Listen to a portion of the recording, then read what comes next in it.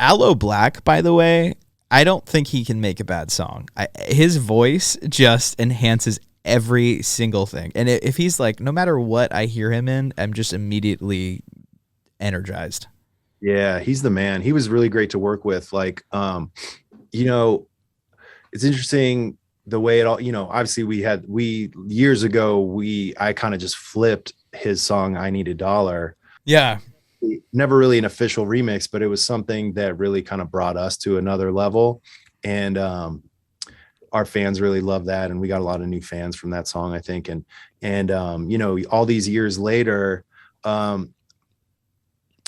think actually how the whole thing ended up working out is that I had a buddy I went to school with, a piano player named Harold O'Neill, and we actually feature him on the last song on Brighter Future 2. He's playing piano on it.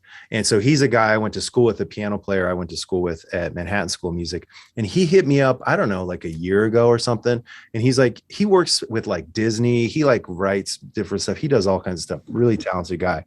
And he was like, yo, man, like I'm writing stuff with Aloe. And I was like, oh, really? Nice, man. He's like, yeah, but we should write some stuff.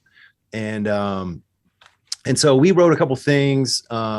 And he was like, oh, I was in a session with Aloe, and I like mentioned you guys, and he was like, oh yeah, those are the guys who did like the remix like years ago, and then so that was all happening. And then I had this song, and I was like, and right as I was working on this song with my buddy, I was like, man, this would be perfect for Aloe. And I was like, you never know in these situations, and a lot of times I'm like, nah, like, no, I'm not going to send it to him because, you don't want to, you don't think it could actually happen. But, thank God I did. And I feel like just sort of through all that kind of chatter and stuff with my buddy and different stuff like that, he actually was like, hey, he entertained the idea of doing it, And so, eventually he was like, yeah, well, yeah, like, let's do it. Let's get on a call.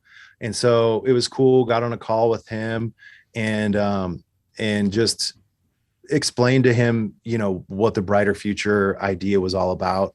Obviously that's something that really resonates with him in general as an artist. A lot of his stuff is all very positive, type of stuff and type of music and lyrics and stuff and content. So we just got on a call and talked about it, and he was like, cool. And then just, hit me back with what he had. And I was literally like, in my seat, in this exact seat, like almost in tears, like being like, I can't believe like this is amazing that he sent, that this, it's so good. I love that song so much. And so it was awesome to get to, work with him, and he's, really cool guy. And hopefully we get to do the song live with him a couple times. That would be super sweet.